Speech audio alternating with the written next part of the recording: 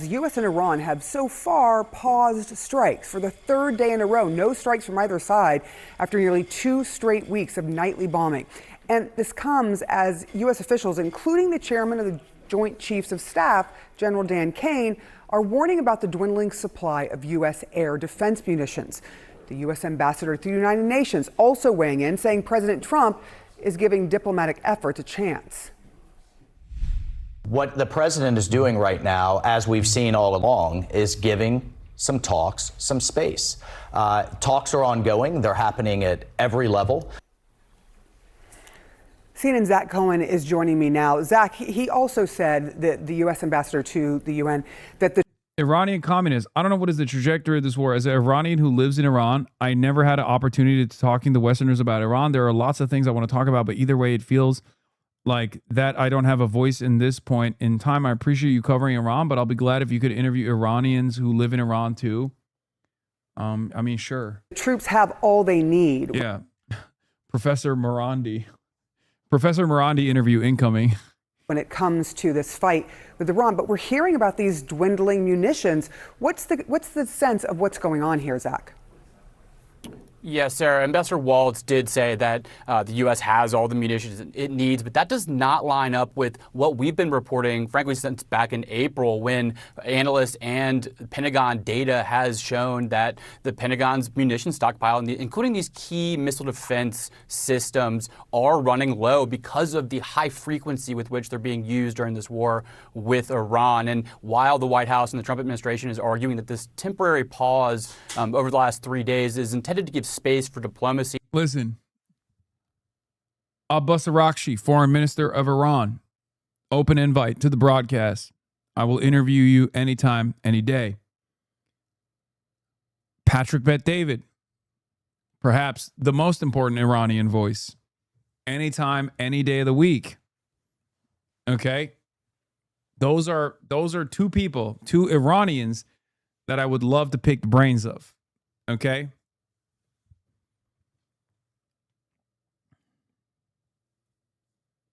Both sides. Get a decent understanding of both sides.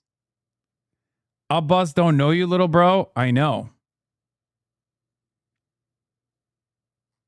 Abbas Araghchi will mog you so hard. I mean, the media stopped allowing him to do interviews. He's no longer on mainstream outlets. They shut that down real quick. So if he still wants to reach an American audience, I'm here. We've learned new details about a consequential meeting that took place at the White House on... Also, I do have Iranians on all the time. There's one Iranian that I have on the broadcast with regular frequency. His name is Trita Parsi. Friday, when discussions were being had about potentially escalating the conflict with Iran. All of the president's top advisors were in the room, we're told, and there were some hard truths laid out for the president by both Vice President J.D. Vance and Chairman of the Joint Chiefs, Dan Kane, both of them warning about potential concerns related to the options for escalating this conflict. And Kane, in particular, pointed to these warnings about the U.S.'s diminishing stockpile of key munitions, saying that if the U.S. continues to use them at the clip that they've been using them so far in this conflict, they may not have enough for the next war, especially if it's against an adversary like China or Russia. Now, this is just one of the concerns, we're told, that was raised during this meeting on Friday that ultimately preceded the ongoing temporary pause. The other concerns that were raised included potentially massive amounts of civilian casualties inside Iran if the U.S. were to follow through with Trump's threat to strike civilian infrastructure, things like power plants and bridges, things of that nature. We're also told that concerns about retaliation against Gulf energy infrastructure and a broader regional escalation were also mentioned. So ultimately, those concerns all taken into account seem to have led to this current pause, but there's still so many questions about whether or not diplomacy can ultimately get back on track and bring an end to this war. This reporting that CNN has, I was just speaking about with Betsy, about the concerns raised by Vice President Vance and General Kane, concerns specifically about munition stockpiles. Ambassador Walt, in part, was blaming that on aid that the U.S. has given to Ukraine. A, it doesn't seem like it's that simple, but I'll let you answer that question. But B, what does this tell you about the overall impact on U.S. military readiness? Well, there's certainly an impact, Eric, on U.S. military readiness, no doubt about it. But let's put things into perspective. When you look at the expenditure of Patriot missile munitions in Ukraine, you're talking in the hundreds of Patriot missiles that like PAC-3 type missiles that the Ukrainians have used. Compare that to as many as 1,430 Patriot missiles that were sent off in the war against Iran. So the U.S. itself has used. Why is Iran giving us the out again? They should just keep lobbing missiles if we're so low, Lamau. I mean, Iran also has not an infinite amount of missiles. Iran also has a finite amount of missiles. If America is not striking Iran, then why the fuck would Iran strike back currently? Why would they agitate? They obviously don't want their bridges to blow up. They obviously don't want their people to be killed. So that's the reason why they're not. That's the reason why they're not fighting. That's the reason why they're not continuing to strike anywhere. Plus, it doesn't matter because the strait is still closed.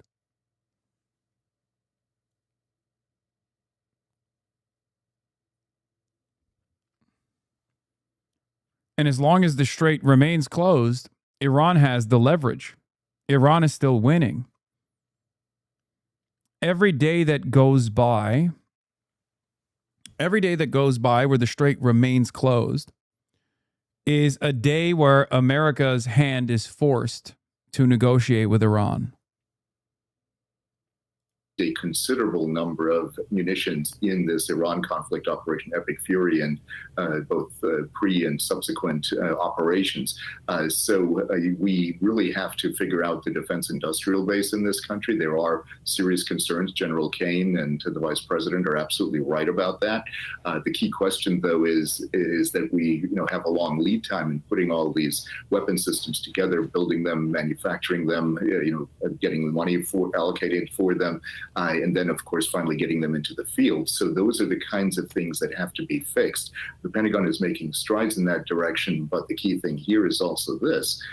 There were efforts under the Biden administration and before even the first Trump administration to do some of this, but there have been some holdups, some of them congressionally induced, some of them bureaucratic inertia that have prevented that. But if the U.S. had decided to focus on Ukraine, for example, instead of Iran, we probably wouldn't be in this situation. Let's talk about where things stand then now with CNN Global Affairs analyst.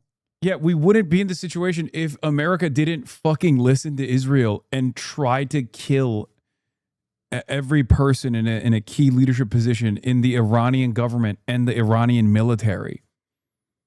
The Strait of Hormuz would still be open. Like, Iran was willing to drop their nuclear enrichment. They said they were conceding on this. And then America was like, you know what's actually going to sweeten this deal? Just fucking murdering a bunch of children. It is kind of wild how unbelievably pointless, how unbelievably stupid this decision was, and how much this has destroyed America's credibility, what remained of America's credibility, how much this has destroyed what remained of American goodwill around the world, how much this has destroyed the confidence that people have in the might of the American military, its force projection capabilities. I cannot think of a greater leader than Donald Trump for the, unironically, third worldist position. Okay? Of course, we on the left, anti-imperialists, will practice revolutionary defeatism to a certain degree. Okay? I have been very open about this. I think that there is a positive outcome of all of this if America, after receiving this bloody nose, restrains itself around the globe and stops waging these wars for these wars of imperialism at the behest of capital, and instead focuses on rebuilding its own domestic manufacturing, focuses on rebuilding its own roads, its infrastructure.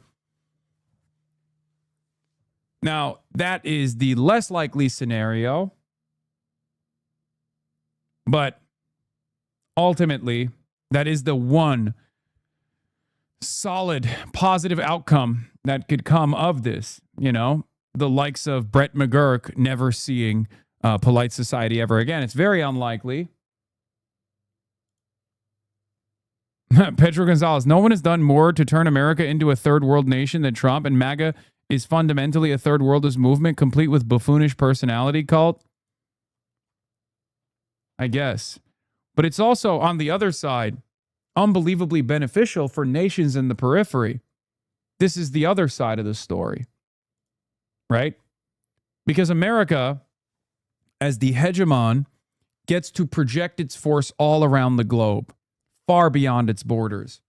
This means a lot of bloodshed, a lot of violence for countries in the periphery, for the people that live in these nations that are on the receiving end of American militarism.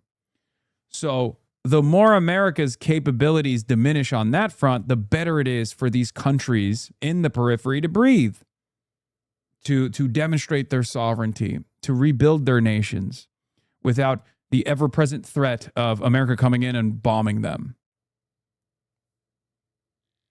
This is the reality.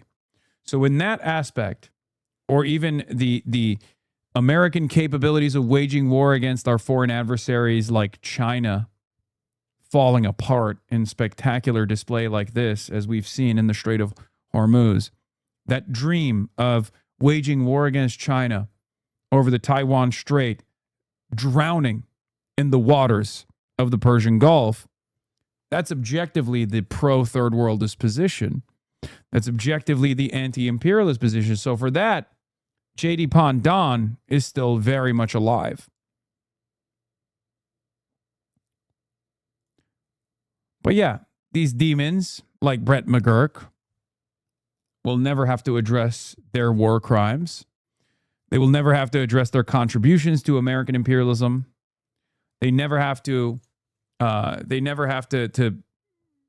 face accountability for the participation in the genocide in Gaza. And they'll be able to launder their reputation on liberal outlets like CNN and continue to advance American imperial interests. Brett McGurk, he's also the author of the new book coming out, Brink, Inside the Race to Free the October Hostages. It's good to see you. Thanks for being here. So let's talk about, they're in a pause moment. That seems to be, I think, the only clear thing when it comes to the status of this war, because 2 weeks of U.S. bombing runs on Iran have seemed to fail to break the deadlock over the Strait of Hormuz still. And now you have reporting that there's this concern that was raised this week about further depleting munition stockpiles if the president escalates this further. How do they navigate a path forward now, Brett? What do you see here? Kate, it's tough. You know, we're 5 months tomorrow. We'll be at the 5-month mark of when this conflict started. And I had a saying when I used to work in the White House for various presidents, from General Eisenhower when he was president. He used to say, before we talk about decisive military action, lay out all the facts cold and hard. And it appears from the reporting from CNN and elsewhere that this meeting late last week did that and said, here are all the factors as we consider next steps. That's good. That's exactly the type of information a president should be getting. It's probably the type of meeting that should have been had before this started. But where are we now? I would call this, Kate, a tactical pause. I think we had 13 nights of strikes. There are back channels open through Oman and other to try to get the strait back to where it was before those strikes started 2 weeks ago. And that, I'm told, they're making some progress. So a tactical pause, let's see where we are, see if diplomacy can get somewhere. But otherwise, we're still kind of stuck because the key variable remains the Strait of Hormuz. And if Iran is not going to is going to maintain that the Strait of Hormuz is its sovereign territory, it controls what goes through the strait, I don't see Washington accepting that, nor do the Gulf states accept that. And therefore, you're kind of stuck. So it's a big week, Kate. We got visits coming to Washington. Netanyahu's here. Zelensky's here. We'll see the diplomacy go. But right now, tactical pause. Where do you think things stand right now? And do you think that this pause in the strikes could perhaps lead to some diplomatic progress?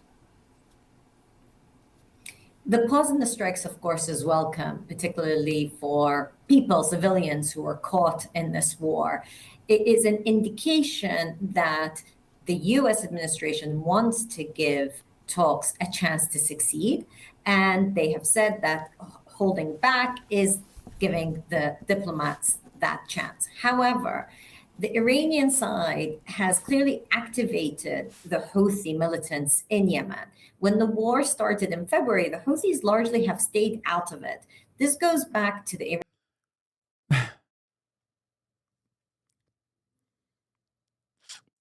I think something that is insane to take note of is that while CNN, CBS, Fox News, ABC, and even to a certain degree, MSNBC are all trying to find reason to continue this war at the behest of Israel, of course, the American population is super against it.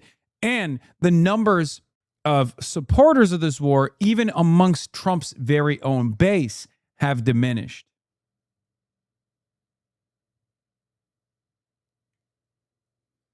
It's been 4 years since I'm watching you. I'm fangirling here, but I would love to be on your broadcast since you only have 2 Iranian fans in Iran. No, I definitely have more Iranian fans in Iran than 2. These days, I don't really chime into your stream because of the university stuff, but I still want to be a voice for Iranians in here. Dog, I definitely have more Iranian fans in Iran than I do Israeli fans in Israel. And there's more people than just 2. I have more Israeli fans living in Israel than the number 2. So there's definitely more than 2 from Iran.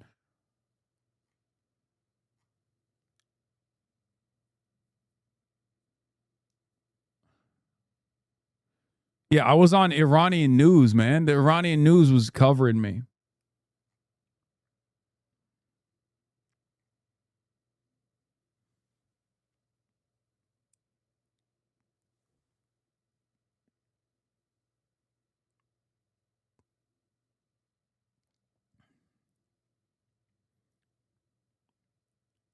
Iranian playbook, which is to use different proxies at different times to exert pressure. And this is more familiar territory for the Iranians. Usually they would not get so directly involved in conflict, but have one of their proxies really apply pressure, which is what we're seeing the Houthis trying to do. But also we have a couple of militant groups inside of Iraq also now saying that they will enter the fray. So it's a very cautious moment to say that we are at a return to the ceasefire. Not fully there yet, but it has been good to see 3 nights of no direct military action from the American side or the Iranian side.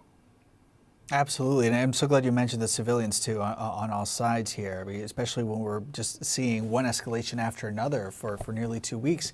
So then in your view and your assessment, Mina, how long do you think this pause is likely to last? Yeah, this is from April 27th. They're so close. A breakthrough is imminent. There will be talks in the coming days. A delegation is on their way. A new proposal. An important meeting to review the proposal.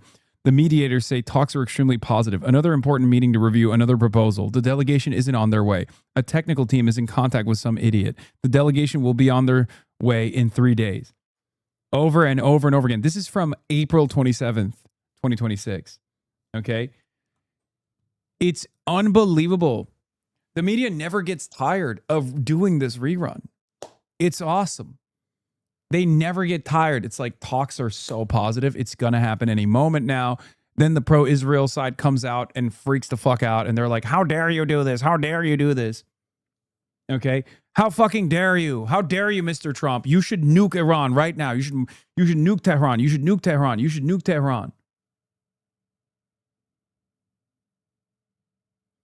I live in Shiraz. I know 5 guys that know you, but they are just normies. No, you don't. I checked. Yes, I do. I don't believe you. I was on Iranian national news, okay? I might be a little too, not Muslim enough for some that would normally be watchers, steady watchers in Iran. Nah, I checked. 93 million people. 93 million people. And you said you checked in Shiraz, the entirety of Shiraz.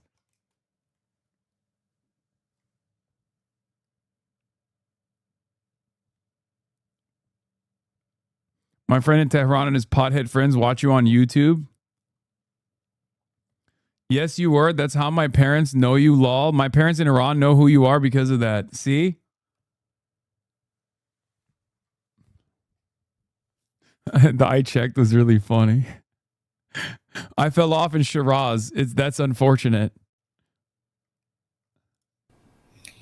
Well, the pause will last as long as there is hope for the talks to change the dynamic.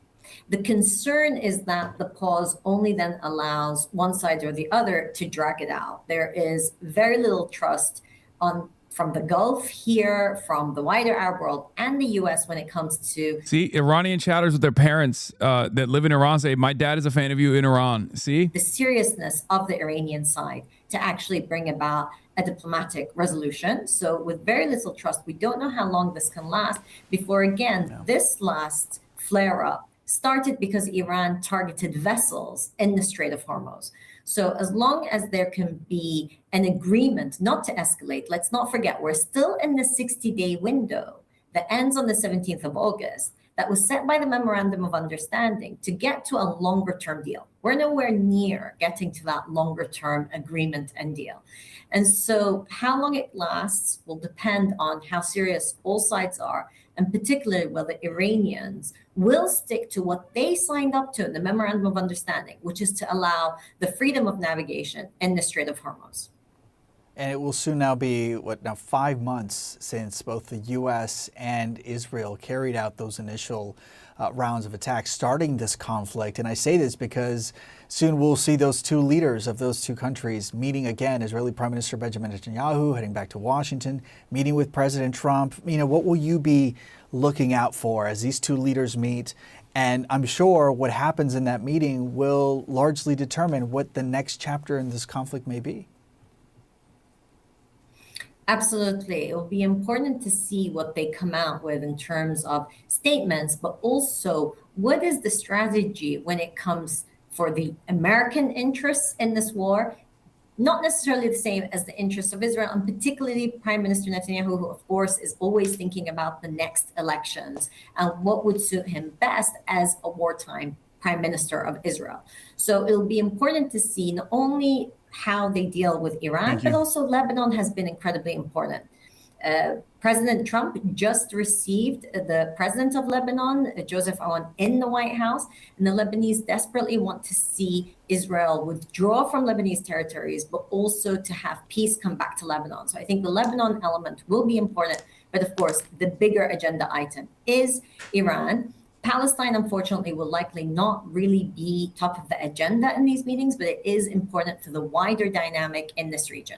When it comes to Iran, Prime Minister Netanyahu has been very hawkish, whereas we've seen that President Trump is keen to get to a diplomatic resolution. We've seen them have disagreements before. It'll be interesting to see how they come out of these meetings and whether, again, American interest to bring about a diplomatic resolution will match what Prime Minister Netanyahu will be advocating for during those meetings. Good afternoon, sir. Hello, everybody. Do you have a question, Jennifer? Yes. On the Iran war, have you been frustrated with Secretary Hegseth because of the advice he gave you early on in the war and how it's turned out? I think he's done a great job. We've pretty much destroyed their military. They want to meet, and we're meeting. We'll see what happens. There's a chance we could make a deal. Without what we did, they wouldn't even be talking to us. They requested a meeting through their surrogates and directly. And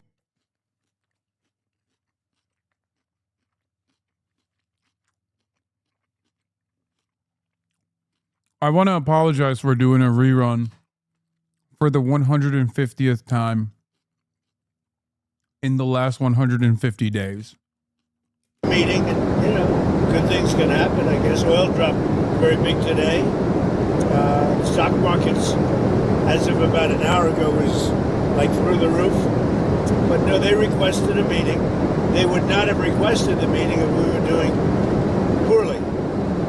The only reason they want to meet is because we've been hitting them very hard. Yeah. How much patience do you have left with Iran, sir? I have plenty of time. Plenty of time. Their whole shoreline's wiped out. The strait is in very good shape. And we're talking right now. They wanted to talk.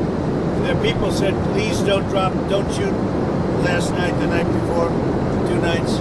Don't do it. You know, we're having good talks. So we'll see what happens. I think there's a good chance that something could happen. And if it does, good. If it doesn't, we go back to doing what we were doing. I think it's pretty funny that he just lies and we just let him lie over and over again. And it's funny because everyone knows it's a lie. Like, even his fans know it's a lie at this point.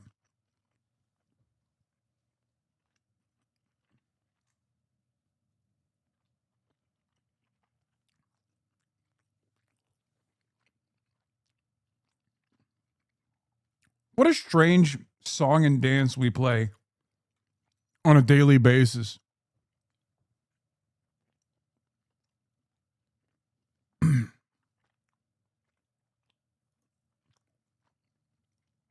Yeah, this was another insane moment. There's a report that the U.S. has taken $13 billion from Venezuela. Where's that money going? Trump goes, I think even more than that. But where is that money going? We've paid for that war many times over. But where is that money going? Running the country. No, the money the U.S. is taking in, where is it going? Running the country. Insane.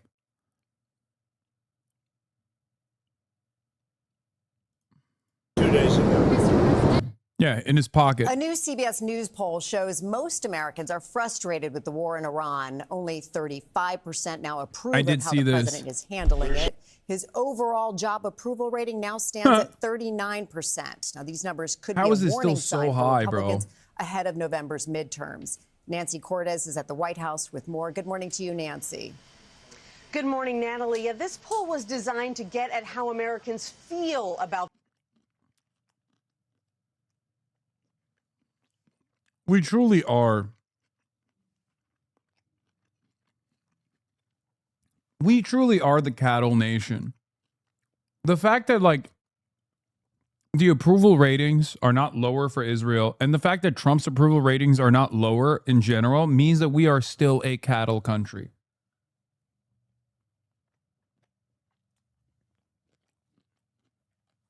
That's it. The Iran war as we head into the 6th month of this conflict. And overall, it's not great news for the president. Take a look at this. Nearly 6 in 10 respondents said they feel uncertain about the war. Nearly 6 in 10 said they're frustrated with the war.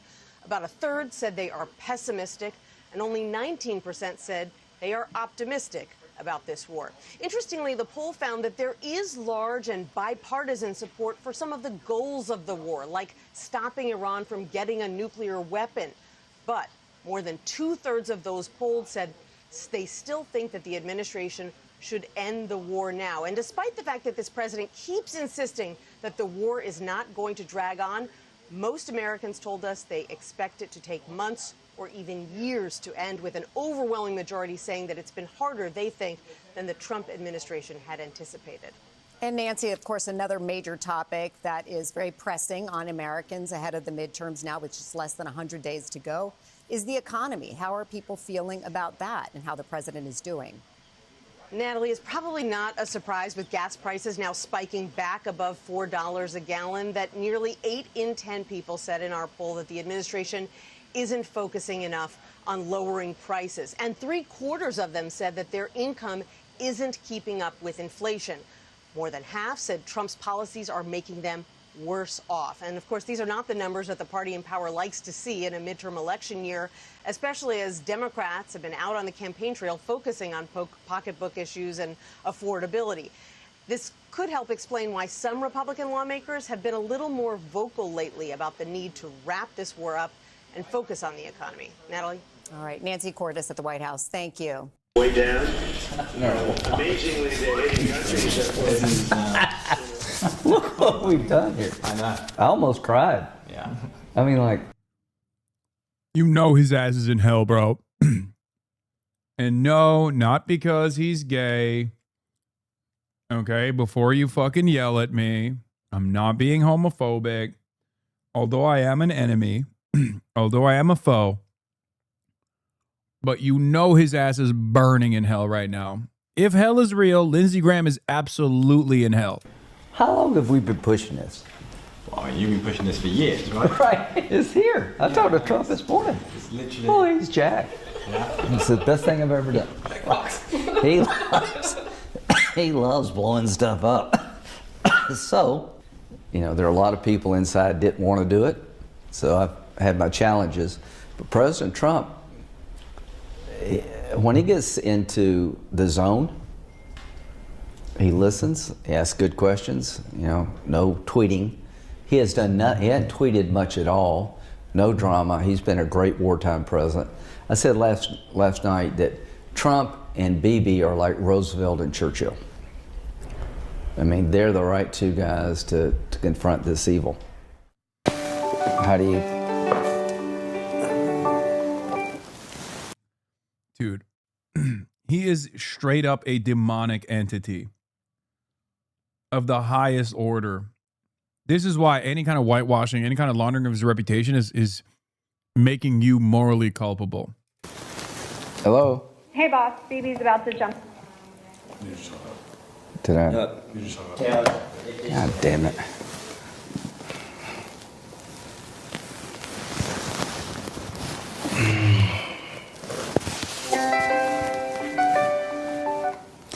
Hello? Hey, boss. Phoebe's jumping on the line. May I connect you? Yeah, please. Okay. Do you have it on speaker, Ryan? Yep, we're good.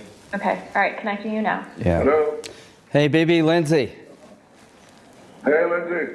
How are you? I'm just so impressed. Glad to be your friend. I'm glad you are, my friend.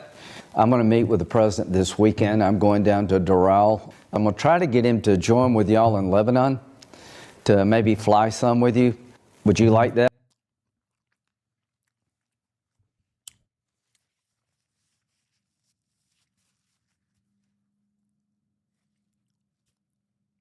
I mean, what can you say?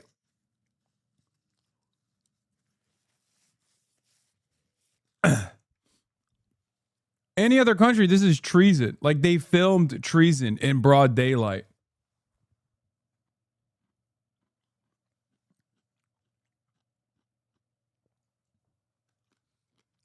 Fucking traitor. Traitor to humanity. Traitor to America. Yeah, I get that. I think you have a point, but I've been thinking about the other side of it for a second. We're concentrating right now on Iran. If we tell Hezbollah that we're going all the way, we threaten them, but if we actually do it, then they have no reason not to go all the way against us. And right now, that's not our interest. We can do it later. Well, He's saying don't get America to join in Lebanon because they'll pummel us too hard. In Israel. I mean, they're probably also performing for camera.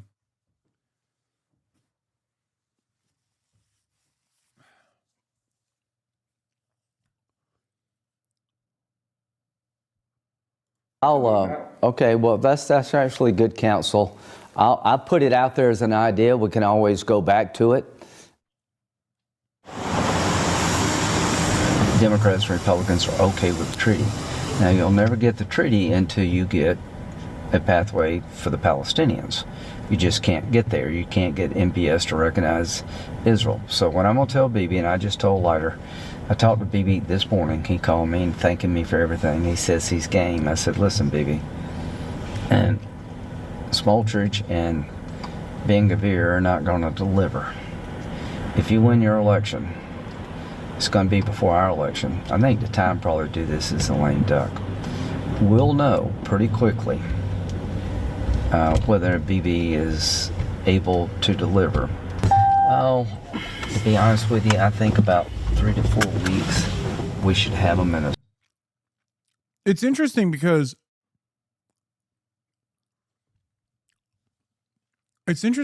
you never see him fight so hard for South Carolinians.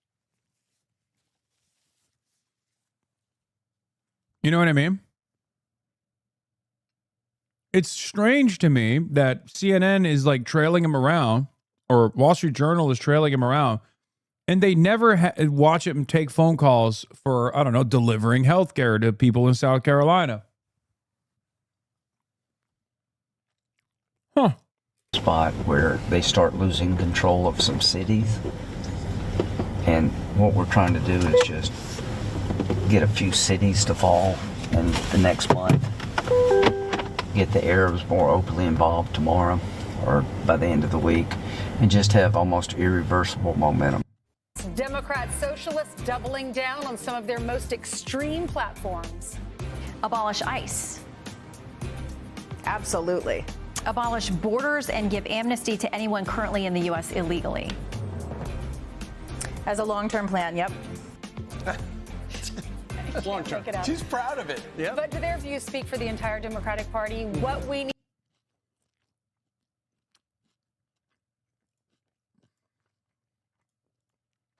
need to know as the DSA just keeps growing. Hey, 53% approve of socialism in the Democratic Party. And forget a degree in finance. Arizona State is now offering a degree in becoming an influencer. And I put that in italics. Fox and Friends starts right now. Remember, your mornings are better with friends. Get dressed. Hashtag.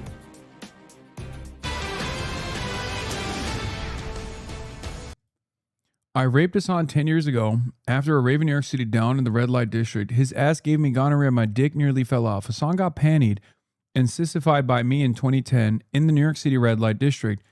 He said, "I love your BJC, big Jewish cock."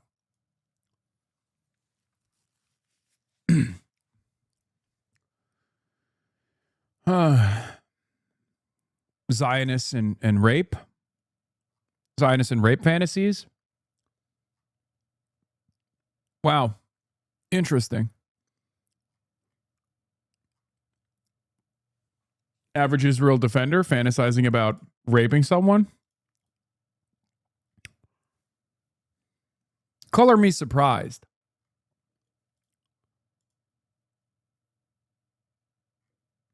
Color me surprised.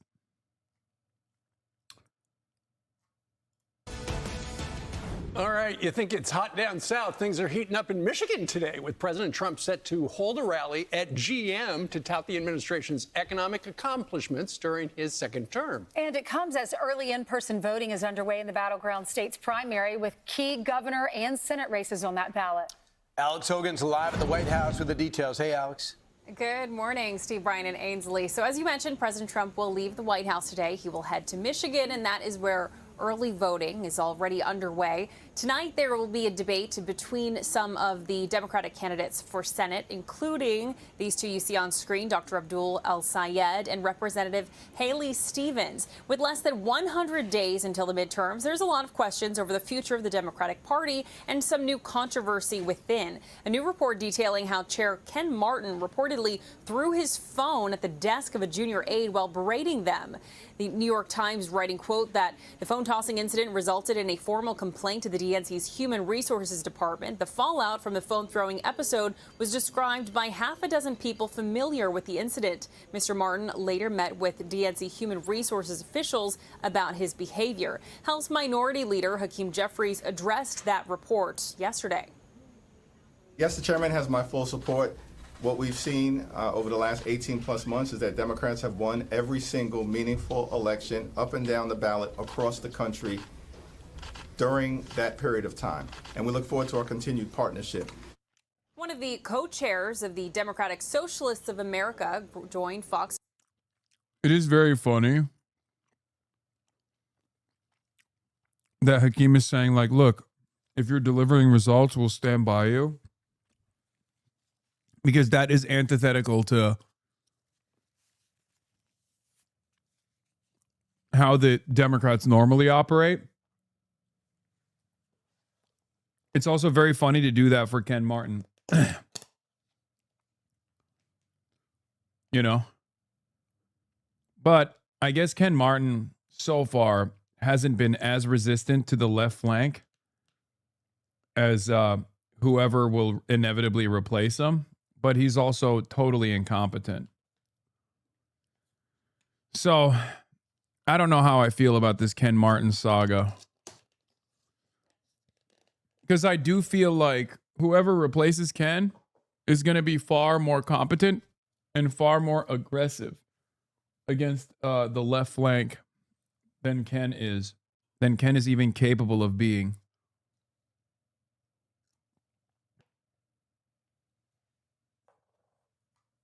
New Sunday with Shannon Bream, who asked if established Democrats should be worried about DSA plans for their party. The establishment Democrats should be worried about the voters and about what the voters think and about what the constituency thinks. And right now they have not been delivering, and our candidates are and have been, and it's resonating with voters.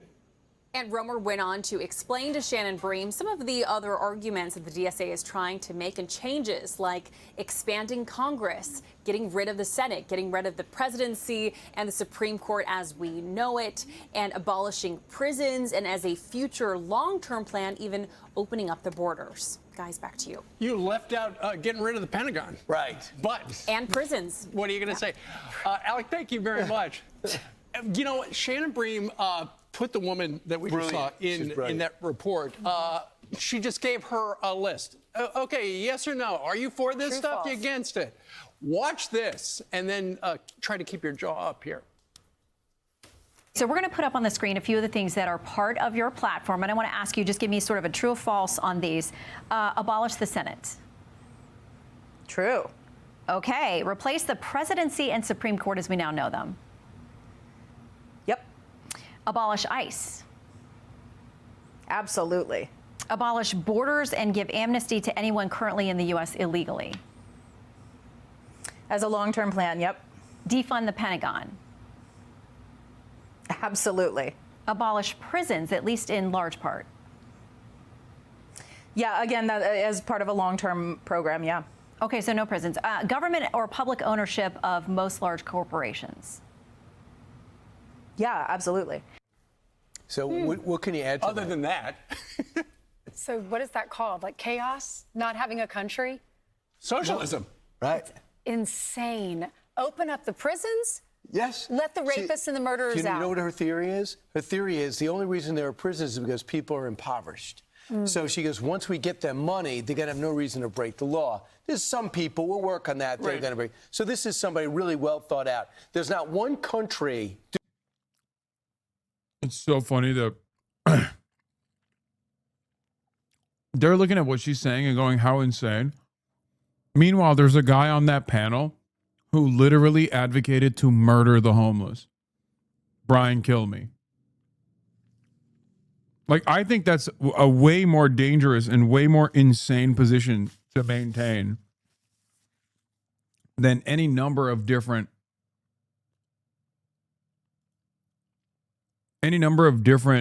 takes that you've heard from the DSA co-chair, DSA national co-chair. What is this? We're only going to see more friction in this regard. There's a very clear gap between where elected officials are post-Zoran and where the institutional leadership is that can only be quietly ignored for so long. On a call with some DSA electeds currently answering a question about the workers deserve more agenda and why they disagree with it, i.e. where they disagree with the DSA platform. Illinois State Senator Rachel Ventura, defunding the police is the opposite of democratic socialism. The tough thing here is that the incentives are totally different for both sides. Every DSA candidate in the country now wants to be Zoran and just pretend 2020 never happened. While within DSA itself, it's not even the most electoralist caucuses that want to be It's DSA itself, not even the most electoralist caucuses want to be the social fascist side.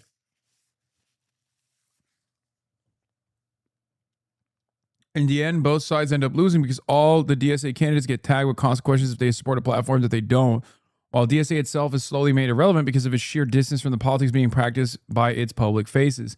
The ultimate question ends up being, well, why do you guys still have anything to do with each other? And it becomes one that's impossible to answer without a bunch of jargon about left unity and democratic centralism that doesn't make sense to anyone not initiated. Even if you think it's misguided, the ultra position that what Zoranists is doing and what DSA is trying to do are fundamentally different things, that need to be separated is far more coherent than the electoralist position that the org can have its cake and eat it too. Okay, here's the problem.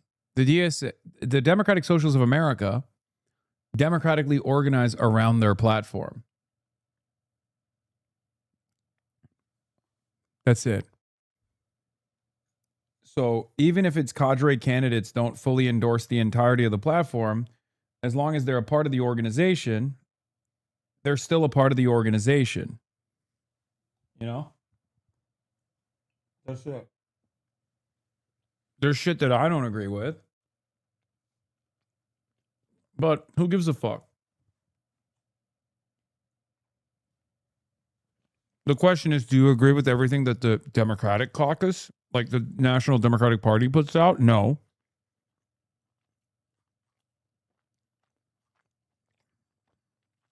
You know?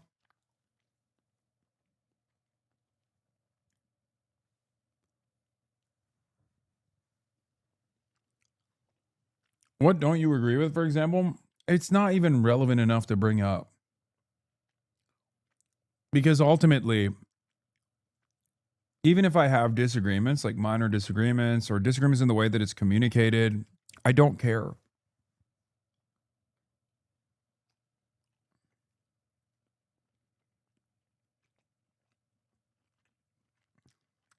You know what I mean?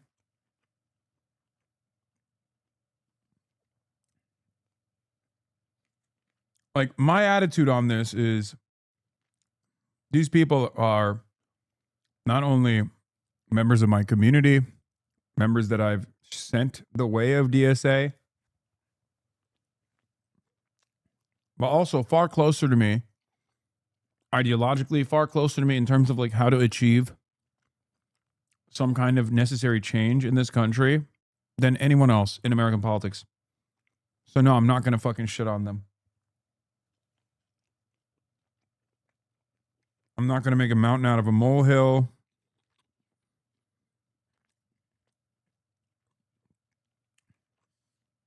Especially out in public. I'm going to stand by them.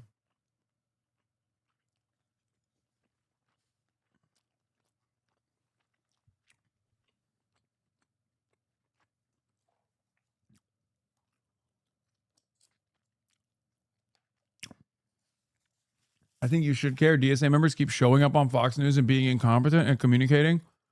And ultimately, these are missed opportunities to attract people to our own movement. I don't think you understand. I don't think she's incompetent. I think she has a different opinion than you. But sucks to suck for you and everyone else. That opinion is one that the National Party has democratically decided on. Even if I have disagreements with some of this program, the DSA's goal is not to fucking win elections for the Democrats. What are we talking about? It's a fucking socialist organization. It's a big tent socialist organization. People need to get this shit out of their fucking heads. Okay? What are we doing? The DSA right position is yes, the DSA platform. The DSA right position is the DSA platform is appealing to the masses. It's left populist. It's great. I agree. And there is truth to that. That's the DSA right position. Okay. But the Democratic Socialists of America is a far larger organization than its right-wing factions. Sure, its right-wing factions are very successful at bringing in new members. This is true. But ultimately, those new members that come in still filter through the organization, find themselves in adequate caucuses, and go through the process of political education and no longer just stay as like social democrats, for example. And then they democratically vote on the national platform. That's it.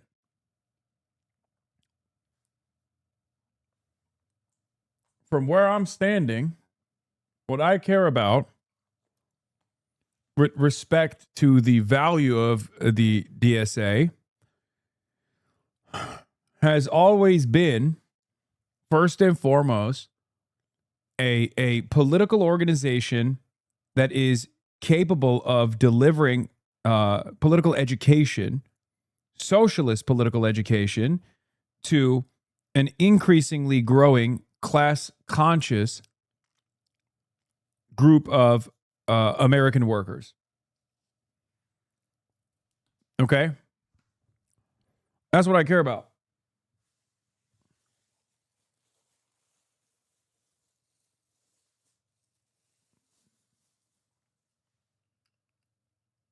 Part of that is making campaign promises, winning on those promises, and then delivering on that agenda, and then closely associating democratic socialism with good governance and electoral success.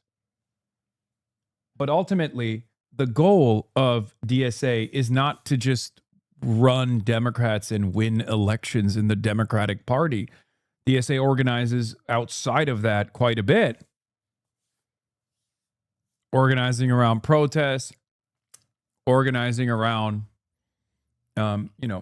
necessary community activism, working with labor unions. It's ridiculous.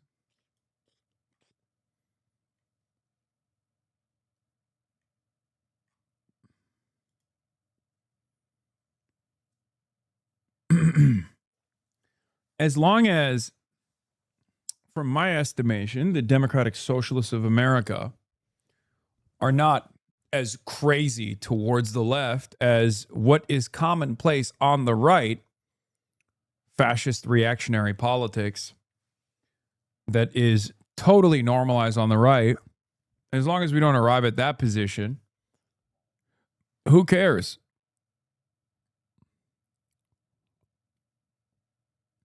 And perhaps there's no equivalence anyway, and I don't believe there is one.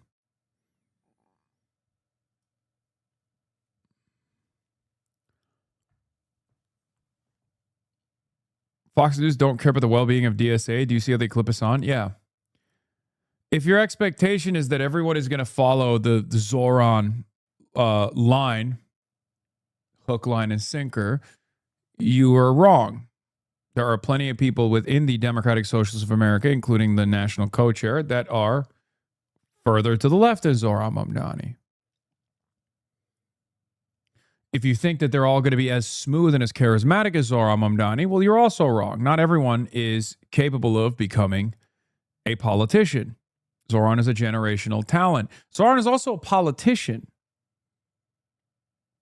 And as a politician, he restrains himself in his commentary quite a bit. If you were to watch old Zoran videos, if you've ever watched any of those fucking Zoom calls and shit like that, you would hear a very different Zoran. He would make me look like a fucking anarchist, okay?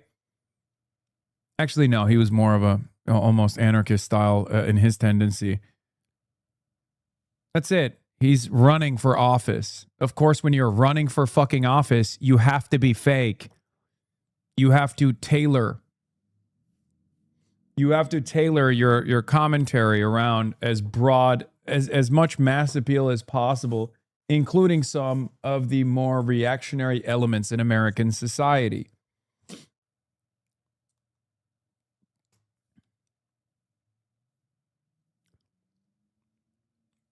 I don't understand why people are ashamed of the DSA platform that was democratically voted on.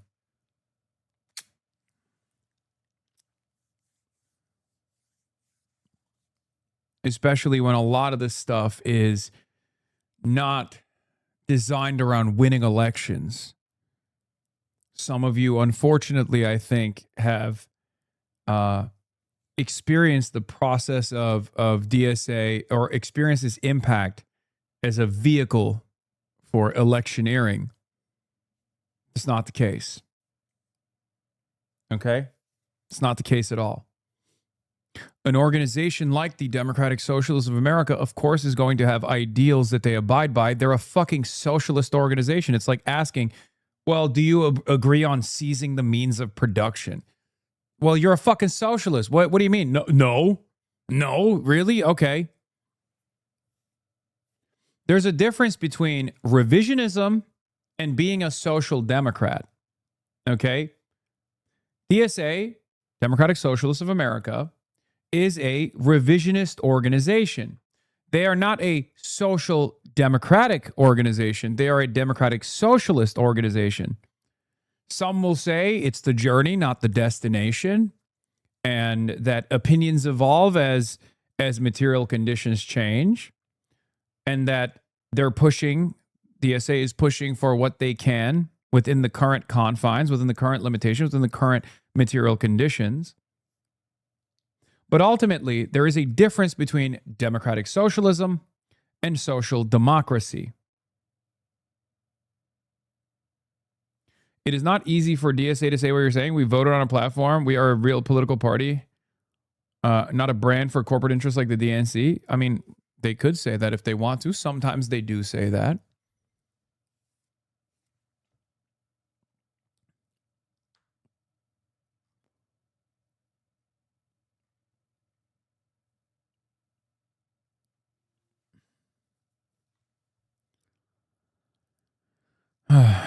Do you mean revisionist or reformist? Both revisionist and reformist. There is no reformism without revisionism.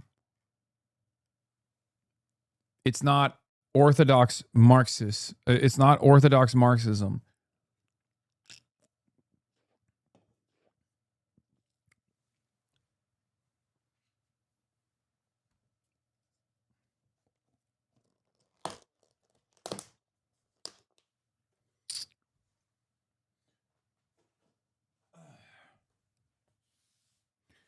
You're being too woke again? Wait, why? Why am I being too woke?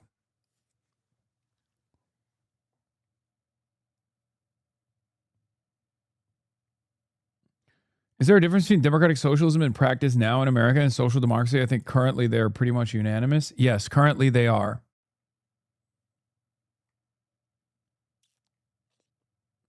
They are. Bernie Sanders' platform has always been a social democratic platform. So is Zohran Mamdani's.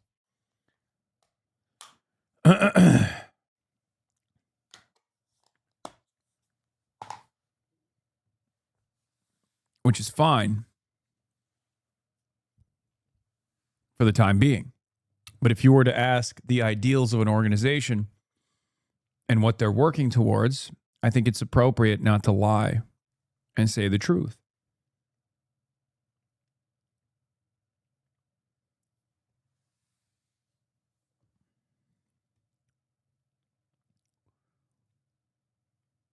There's also a distinction between cadre candidates beyond the left-right, beyond DSA right versus DSA left. There's also obviously a distinction between paper endorsements, cadre candidates who are DSA cadres who are running for office. Zohran happens to be DSA right, but also a cadre candidate.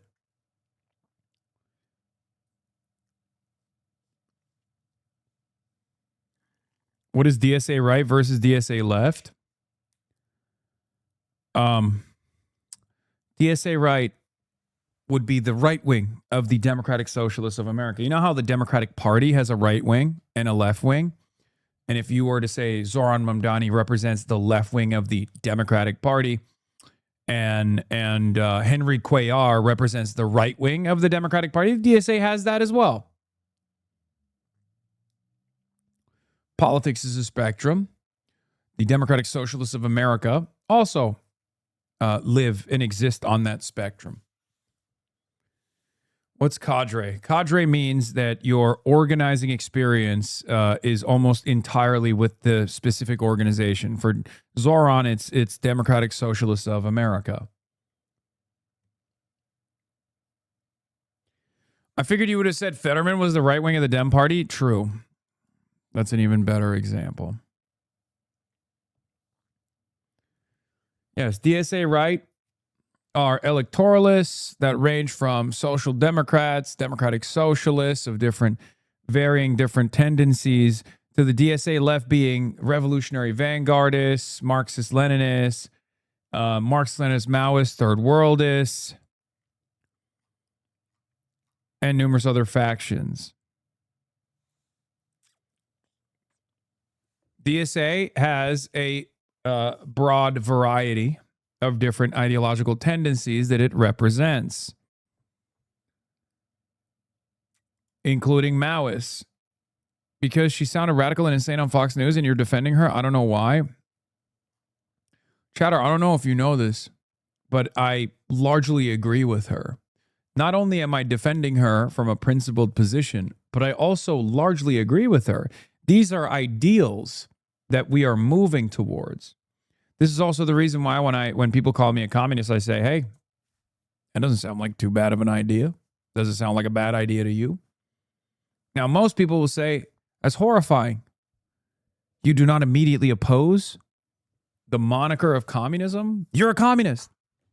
To that I say, so be it. What's the issue? Moving society, evolving society to a degree where there is no more use for money, a classless, borderless, moneyless, maybe even stateless society. I say that's an evolution that I welcome.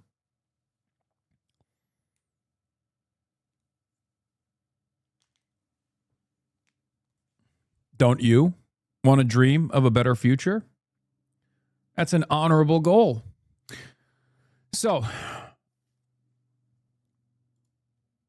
that's it. That's why I always say that. And the same principle holds for what the supposed radical policies are. Our opponents will always bastardize our message. Our opponents will always ridicule. Our opponents will always choose to misinform their audiences. It is up to us to correct the record. It is up to us to invoke messaging discipline to the best of our ability. But it's also important to engage in comradely behavior and not lean into cynical oppositional framing and attack our allies. My attitude on this is simple. Who is making this attack? What is their worldview? Are they in favor of, for example, I'm not a prison abolitionist, right? But if you were to ask me to choose between prison abolition and private prisons, I would choose prison abolition. I understand prison abolition as a goal.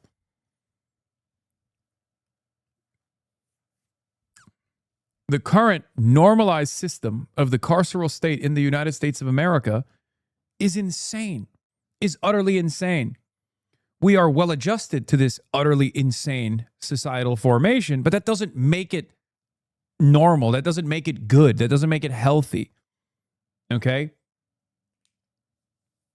In any case, the DSA position on, abolishing jails or whatever, or abolishing the Senate, I'm totally in favor of. That's very silly that people act as though that's like totally inappropriate.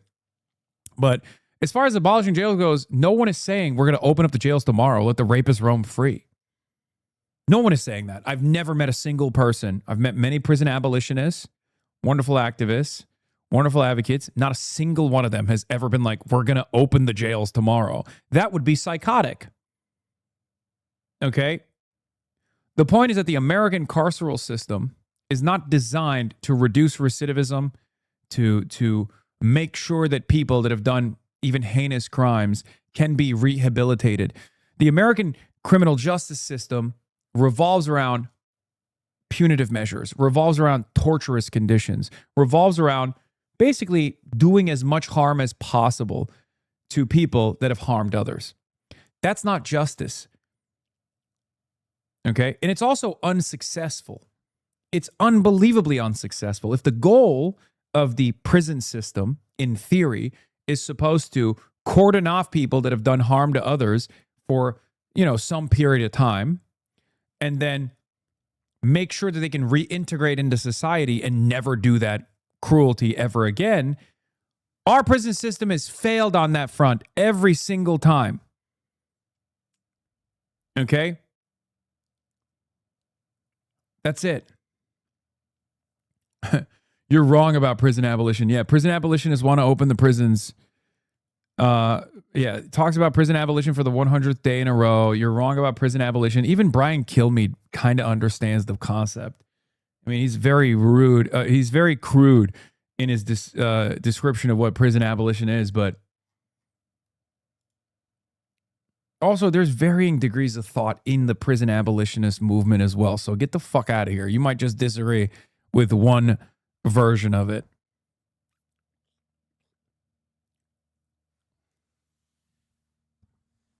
Hasan, the rankings have been updated. Good job. Lemon Comrade. Dude, neither myself nor Michael from Taiwan are above Eric on the China spectrum.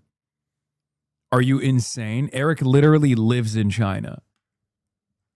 He automatically China mogs both of us combined.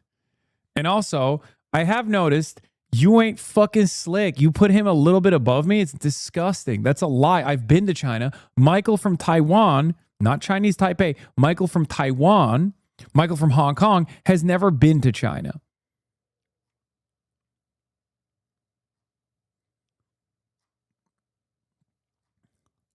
Austin is in the appropriate place on the China spectrum.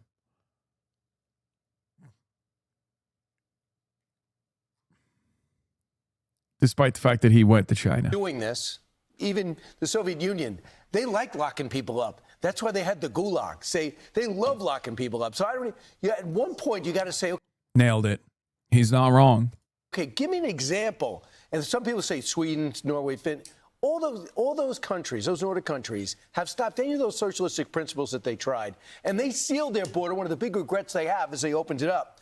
So they did a survey of Democrats. So in case you want to exonerate them and say, well, that's just a fringe, it's not true. 52% of Democrats approve of socialism. You know how many independents do? 17.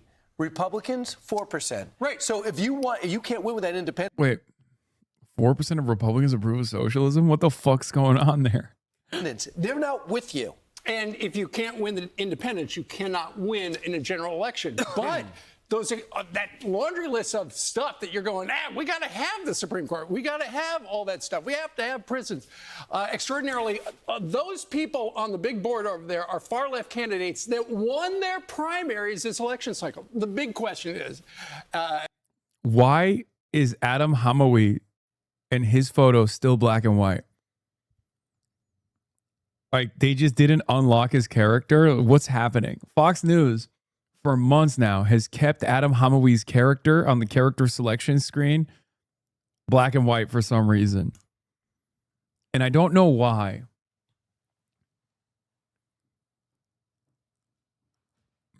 Also, why the fuck is Graham Platter there? Put the Toyota-thon on that leaderboard now.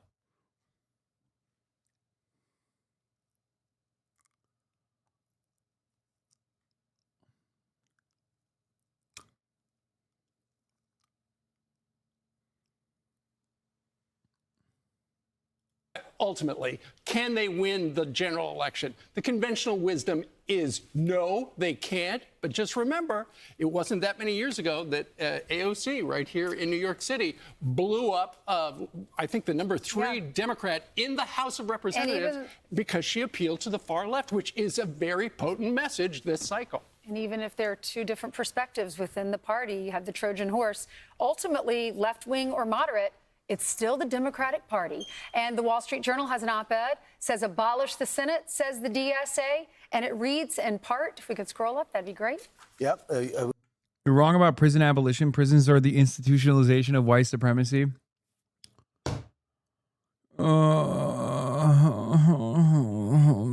Dude, I know. The first police was of slave catchers. I know it all, okay? I've done the fucking reading.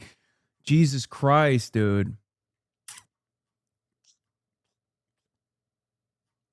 I don't know why we have to take, like, it's not even a minor disagreement. You're just literally, that's not what I'm talking about right now, okay? There's not even a disagreement there. So why not just call it something different if it's actually about reform?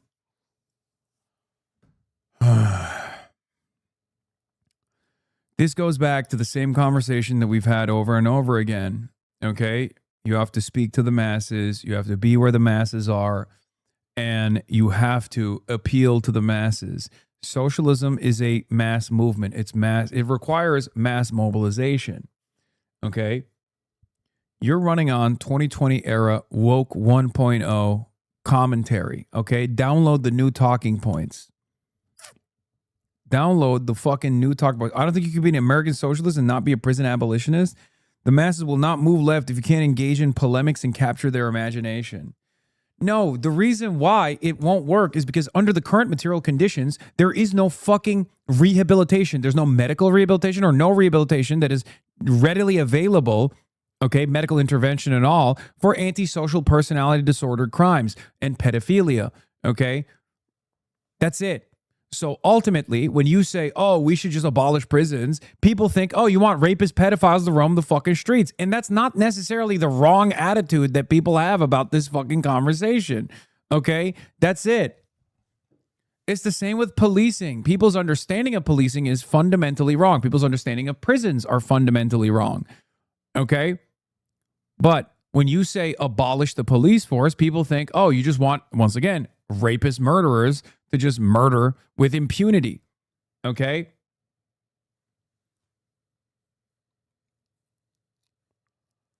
Most people have never imagined a world without prisons. Oh my fucking God, dude. Oh my God.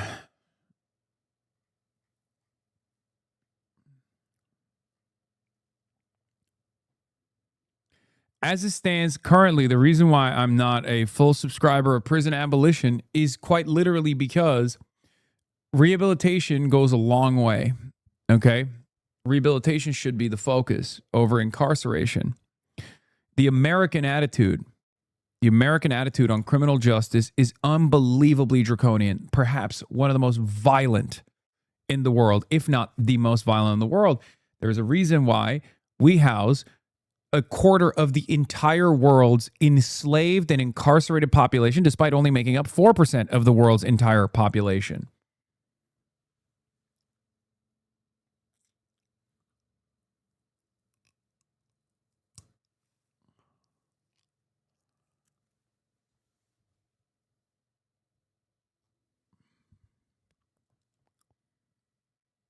Now you're making me criticize the DSA platform, which I didn't want to do. Okay? Some of this conversation reminds me of what will you do in the commune, comrade style theoretical fantasies. Okay? It's utterly irrelevant to have this discourse right now in broad fucking daylight. Just say you envision a world where the goal should be that we solve the underlying inequities in which crime manifests. Obviously, there will still be some people who want to violate the social contract, and there's plenty of people who currently get away with doing crimes. Very wealthy people, for example, very powerful people, the president being one of them. I would like to see them behind bars. I would like for them to go through the process of rehabilitation. That's it.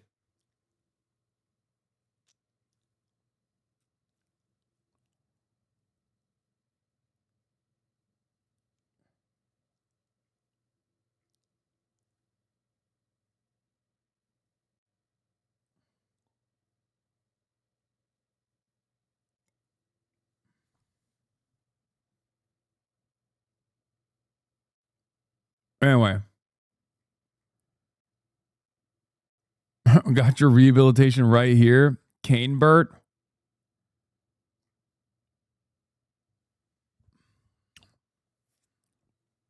Committed to memory, we didn't have time. It's important to understand how radical this is. Essentially blowing up the Constitution's separation of powers. Letting Congress choose the president means adopting the parliamentary system. Your prison abolition take needs a lot of help, I'm afraid. Well, I'm not a prison abolitionist. So perhaps that's the reason why it needs a lot of help from your perspective. I've made it very clear, I want to throw motherfuckers in prison. There's a lot of people who shouldn't be in prison that are currently in prison, and a lot of people who have avoided prison their whole lives that I want to throw in prison. Okay, then we are not comrades? Okay. Well, I guess we're not then. You're out of your fucking mind. Okay? I want to take the people that are currently in prison, that shouldn't be in prison, out of prison, and I want to put the motherfuckers that deserve to be in prison right now. Okay?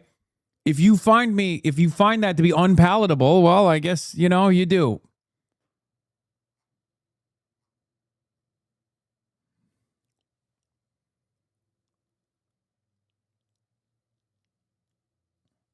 I'm not even making like the electoralist argument here either. I'm just telling you what my sincerely held position is.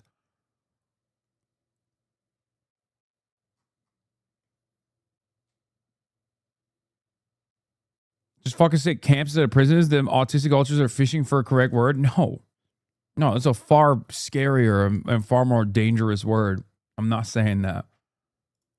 That prevails in Britain. It would essentially remove the presidential veto power. Third world dictators seek to make the judiciary subservient to the ruling party for this reason, as they did in Venezuela and as Mexico's Morena party is now attempting to do. The job of Republicans now and Democrats who have the guts is to educate the country about the agenda. The political task is to link the DSA to their specific and radical proposals and ask Democrats running for Congress if they agree with abolishing the Senate or neutering the judiciary. And the New York City chapter of Democratic Socialists of America is in the process of rewriting our Constitution. There's an emergency constitution. They're looking at a program now, and they're going to be changing our country around. They're going to have it all in writing, so to know what our country will look like if they ever come into power. So who are these people? Bro, what about the white collar crime? Just say that? No, that's what I'm talking about. Yes. A shit ton of prisoners, a shit ton of people who belong in prison get away with golden parachutes in this goddamn country because that's the design of the system. On the other side, there's a shit ton of people who shouldn't be in prison at all that are in prison.